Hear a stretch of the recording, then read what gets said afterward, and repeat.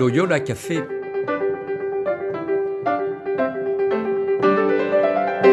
Loyola Café, on y discute philosophie et théologie.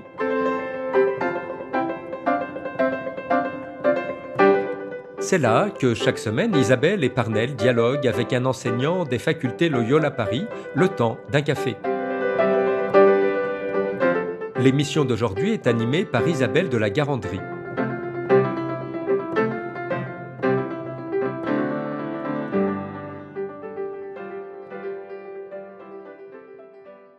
Chères auditrices, chers auditeurs, bonjour, bienvenue dans ce nouvel épisode du Loyola Café. Nous recevons aujourd'hui Alain de Boudemange. Alain, bonjour. Bonjour. Alain, vous êtes prêtre du diocèse de Versailles, membre de la communauté de l'Emmanuel, docteur en théologie biblique, spécialiste plutôt du Nouveau Testament, et vous donnez ici aux facultés Loyola ce semestre un cours intitulé « Jésus selon l'histoire, Jésus selon les évangiles ». Alors peut-être nous dire d'abord quelques mots sur la genèse de ce cours ?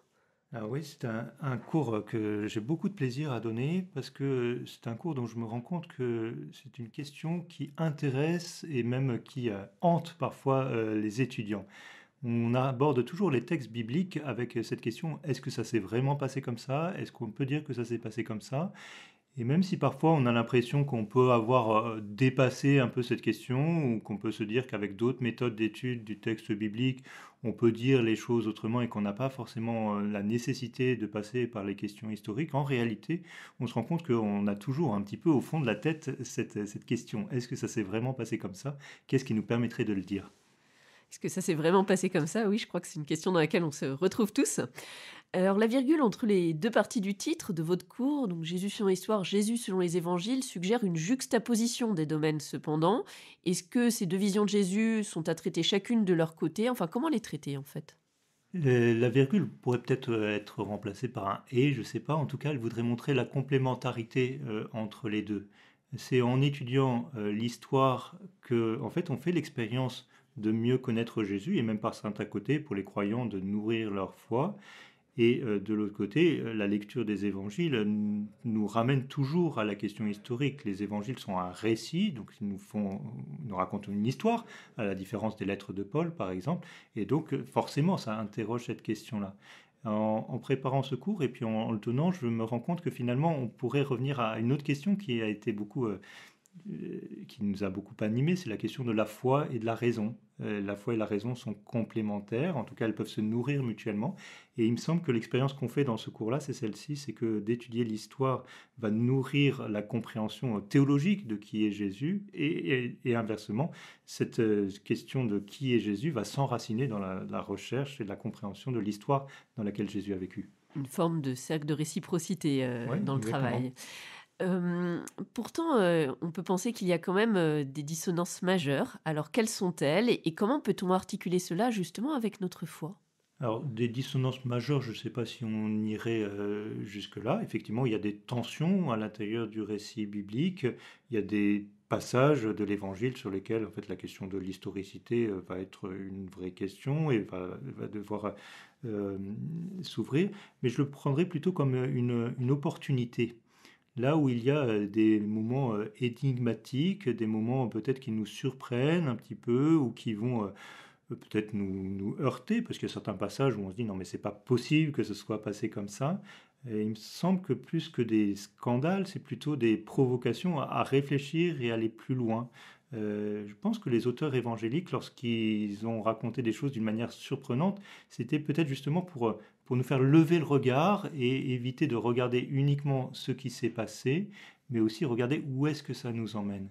Et au fond, j'ai envie de dire que c'est la thèse un petit peu que j'ai envie de défendre dans ce cours, c'est là où nous avons tendance toujours finalement à revenir un peu à cette question historique, de prendre conscience que les évangiles sont d'abord l'œuvre de croyants, pour les croyants, pour nourrir la foi des communautés chrétiennes. Et donc on s'appuie sur l'histoire, il ne s'agit pas de la nier, mais on s'appuie sur l'histoire pour édifier la communauté. Le but n'est pas de raconter ce qui s'est passé, le but c'est à partir de ce qui s'est passé, de nourrir la vie, la foi d'une communauté.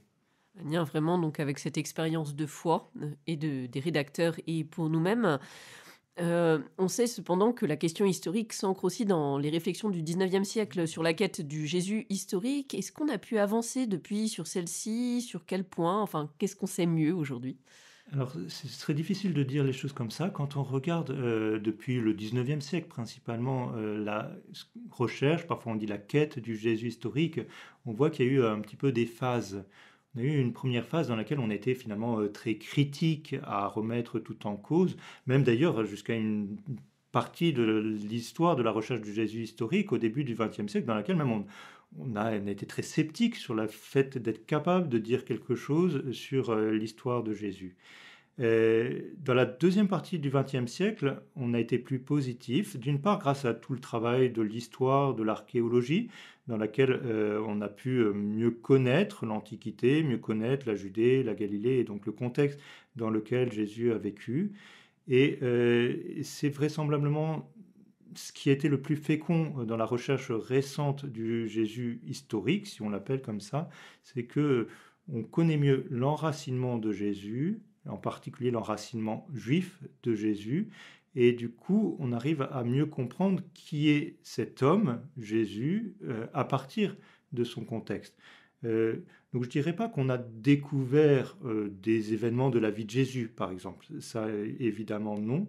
En revanche, on connaît mieux le contexte dans lequel Jésus a vécu. Et comme pour toute personne, à partir du contexte dans lequel il a vécu, en fait, on comprend mieux la personne, on comprend mieux ses paroles, on comprend mieux ses réactions, son comportement ou les idées qu'il a pu porter. Oui. Peut-être pour préciser un peu pour nos auditrices et auditeurs, est-ce que justement, quelle découverte majeure concernant ce contexte juif de Jésus peut-on donner? Par exemple, c'est intéressant de prendre conscience de la pluralité du judaïsme au 1er siècle. On peut avoir l'idée un peu d'un judaïsme très figé, un peu monolithique, et de prendre conscience qu'à l'époque de Jésus, il y avait différentes opinions, différentes manières de pratiquer la loi. Même la loi, les Écritures saintes elles-mêmes n'étaient pas figées à ce moment-là. Il y avait quelque chose en fait de multiforme, et Jésus est venu finalement prendre sa place à l'intérieur de ce judaïsme multiforme. Un autre exemple aussi, c'est sur l'attente messianique. C'est vrai qu'en particulier du côté chrétien, on a peut-être un peu tendance à percevoir l'attente messianique comme l'attente d'un libérateur politique. En réalité, quand on regarde les textes, je pense par exemple à l'historien Flavius Joseph, on se rend compte de la très grande diversité des attentes possibles, et Jésus est venu s'intégrer à l'intérieur de cette histoire riche et complexe. Pour rebondir sur la question historique, dispose-t-on d'autres sources historiques que le Nouveau Testament sur Jésus? Oui, bien sûr, et c'est ça qui est intéressant, effectivement, si on veut connaître Jésus, on ne peut pas s'appuyer que sur les évangiles. Les évangiles sont écrits par des croyants, ils rapportent des faits qui se sont effectivement produits sur Jésus, mais ils le rapportent d'une certaine manière, et donc les évangiles ne peuvent pas être l'unique source qui permette de comprendre, de savoir ce que Jésus a fait et dit. Donc il faut regarder finalement quelles sont les sources indépendantes. Alors là, si on poursuit notre enquête, il y a effectivement des sources romaines, et des sources romaines qui ne vont pas donner des détails très précis sur la vie de Jésus, qui vont nous dire que Jésus a effectivement existé. Donc ce sont des sources qui permettent de dire oui, Jésus est un personnage historique, non, Jésus n'est pas une invention des premiers chrétiens. Donc dans ces sources historiques, il y en a 3 principalement qui sont Suétone, Pline le Jeune et Tacite. Il y a une autre source et qui a beaucoup plus d'importance pour l'étude du Nouveau Testament et de la vie de Jésus en particulier, c'est Flavius Joseph. Alors, Flavius Joseph est un historien de l'Antiquité qui est né en 37, mort dans la toute fin du 1er siècle, donc contemporain non pas de Jésus, mais au moins des premiers auteurs du Nouveau Testament, qui est un écrivain juif né à Jérusalem et qui a écrit principalement à Rome pour essayer de défendre le judaïsme auprès des élites romaines. Flavius Joseph n'est pas chrétien, et donc c'est un avantage pour les historiens, c'est que du coup, lorsqu'il évoque ce qui pourrait toucher au christianisme, il va donner des éléments qui, a priori, sont difficilement contestables. Alors donc Flavius Joseph entreprend une très grande œuvre, principalement les Antiquités juives, puis la guerre des Juifs, dans lesquelles il va raconter l'histoire du peuple juif depuis la création, et puis en s'arrêtant d'une manière plus particulière sur le 1er siècle. Et ce qui intéresse Flavius Josèphe, c'est surtout la guerre qui a lieu entre 67 et 70. Mais en racontant la guerre, du coup, il raconte aussi tout ce qui se passe au 1er siècle. Alors, du coup, c'est la grande question de savoir est-ce que Flavius Josèphe a parlé de Jésus. Alors, la réponse est un petit peu décevante de ce point de vue-là, c'est que non, Joseph ne parle pas directement de Jésus dans le sens où il ne donne aucun épisode de la vie de Jésus. En regard, c'est intéressant, il raconte la mort de Jean-Baptiste. Il ne raconte pas plus sur Jean-Baptiste, mais au moins il raconte sa mort.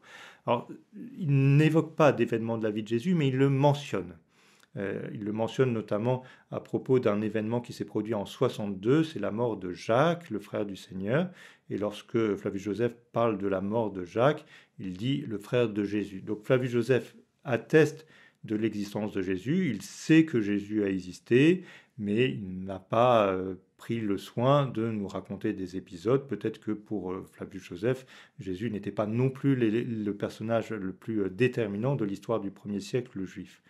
En revanche, ce qui est une mine d'or pour nous, pour connaître Jésus, même si Flavius Josèphe ne parle pas de Jésus, c'est qu'il nous permet de connaître le contexte. C'est grâce à cet historien qu'on connaît effectivement tout le contexte juif du début du 1er siècle, donc tous ces groupes juifs, les pharisiens, les sadducéens, les esséniens, toutes les révoltes juives, toutes les candidats Messie, ces hommes qui ont prétendu ou qui ont été reconnus par certains comme le Messie.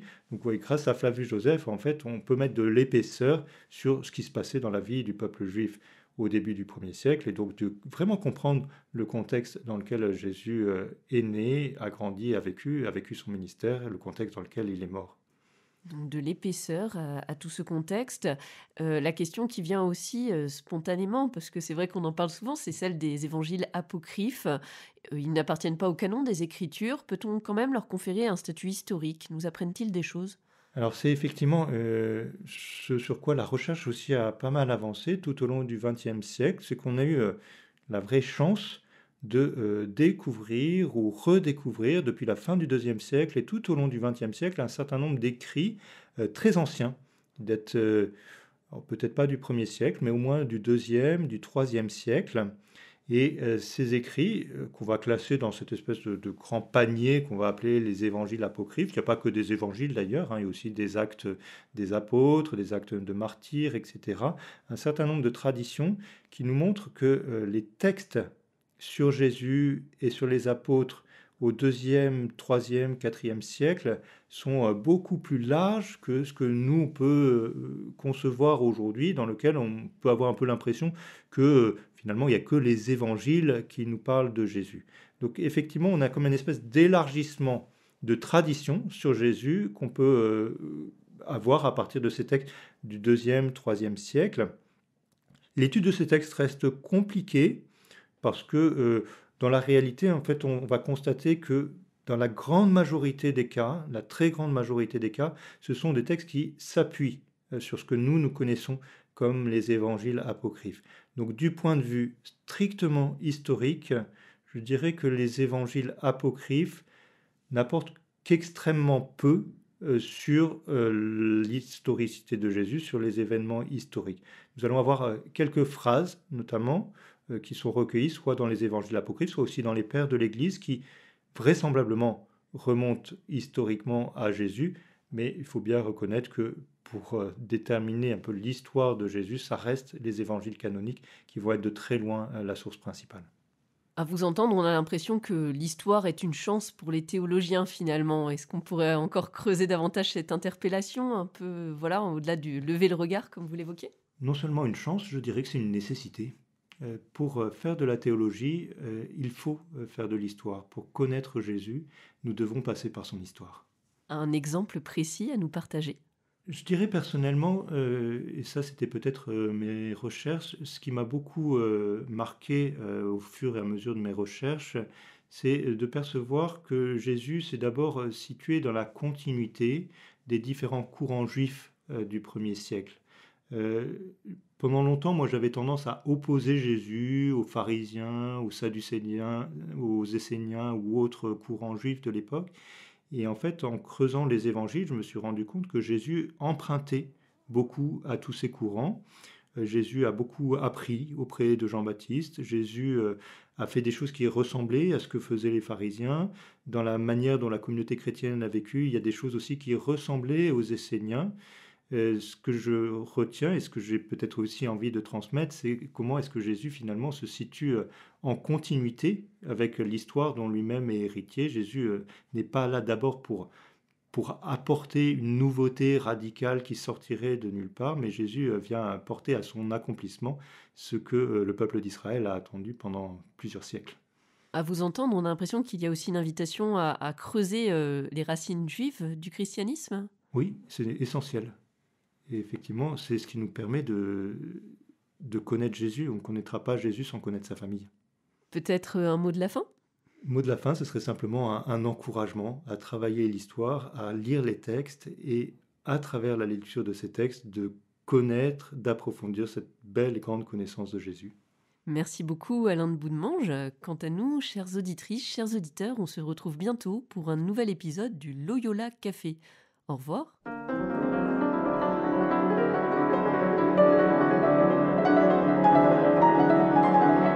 Vous écoutiez Loyola Café, le podcast des facultés Loyola Paris.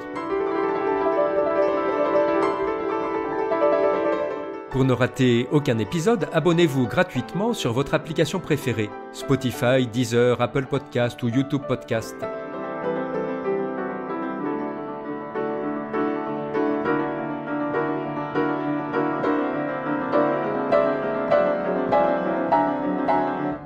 Et sur notre site internet www.loyolaparis.fr, découvrez l'ensemble de nos cours et conférences en philosophie et théologie.